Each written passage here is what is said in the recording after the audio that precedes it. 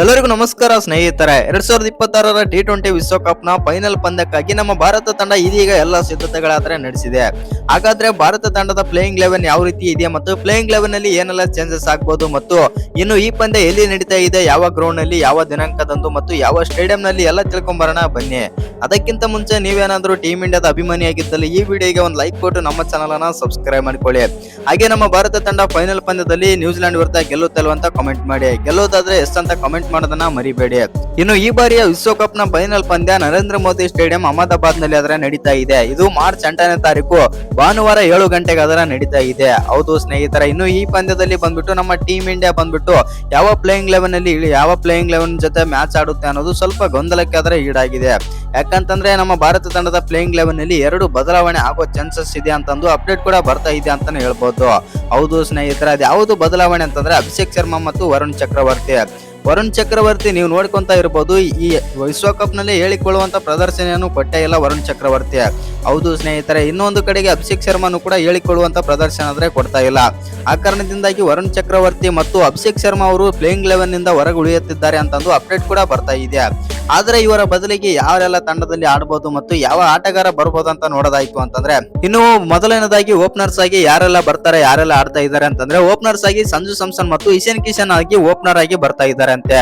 ಹೌದು ಸ್ನೇಹಿತರೆ, ಇದು ಬಂದ್ಬಿಟ್ಟು ರೂಮರ್ಸ್ ಗಳಿಂದ ಒಂದು ಅಪ್ಡೇಟ್ ಆದ್ರೆ ಬಂದಿದೆ, ಆದ್ರೆ ಇನ್ನೂ ಕೂಡ ಕನ್ಫರ್ಮ್ ಆಗಿಲ್ಲ. ಮತ್ತು ಇನ್ನು ನಿಮ್ಮ ಪ್ರಕಾರ ನಮ್ಮ ಭಾರತ ತಂಡದ ಪ್ಲೇಯಿಂಗ್ 11 ನಿಂದ ಅಭಿಷೇಕ್ ಶರ್ಮಾ ಅವರನ್ನು ಹೊರಗಿಡುವುದು ನಿಮ್ಗೆ ಏನ್ ಅನ್ಸುತ್ತೆ ಅಂತ ಕಮೆಂಟ್ ಮಾಡಿ.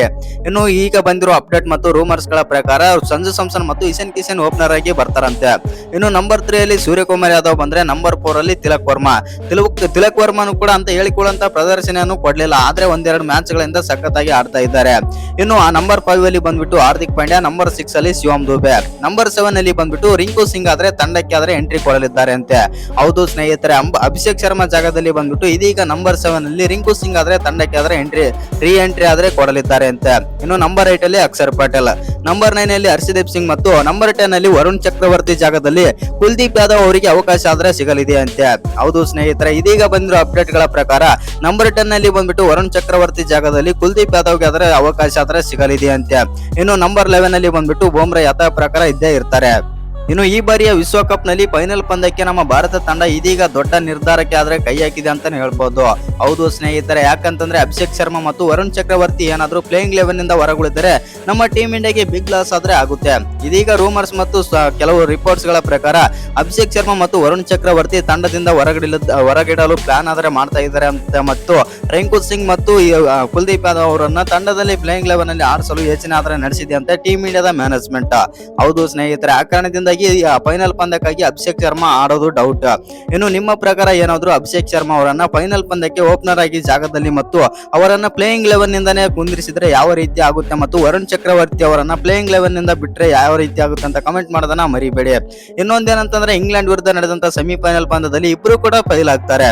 ಇನ್ನು ಅಭಿಷೇಕ್ ಶರ್ಮಾ ಅವರು ಕೇವಲ 9 ರನ್ ಆಡಿದ್ರೆ ವರುಣ್ ಚಕ್ರವರ್ತಿ ಅವರ ಕೆರಿಯರ್ ಅಲ್ಲಿ ಅಷ್ಟು ರನ್ ಆದ್ರೆ ಕೊಟ್ಟಿರ್ಲಿಲ್ಲ ಅಂತಾನೆ ಹೇಳ್ಬಹುದು. 64 ರನ್ ಆದ್ರೆ ಕೊಡ್ತಾರೆ 4 ಓವರ್ ಬೌಲಿಂಗ್ ಮಾಡಿ, ಅದು 16ರ ಎಕಾನಮಿಯಲ್ಲಿ ಆದ್ರೆ ಬೌಲಿಂಗ್ ಮಾಡ್ತಾರೆ ವರುಣ್ ಚಕ್ರವರ್ತಿ. ಆ ಕಾರಣದಿಂದಾಗಿ ಮೋಸ್ಟ್ ಎಕ್ಸ್ಪೆನ್ಸಿವ್ ಬೌಲರ್ ಆಗ್ತಾರೆ ಅಂತಾನೆ ಹೇಳ್ಬಹುದು ಅವತ್ತಿನ ದಿನ.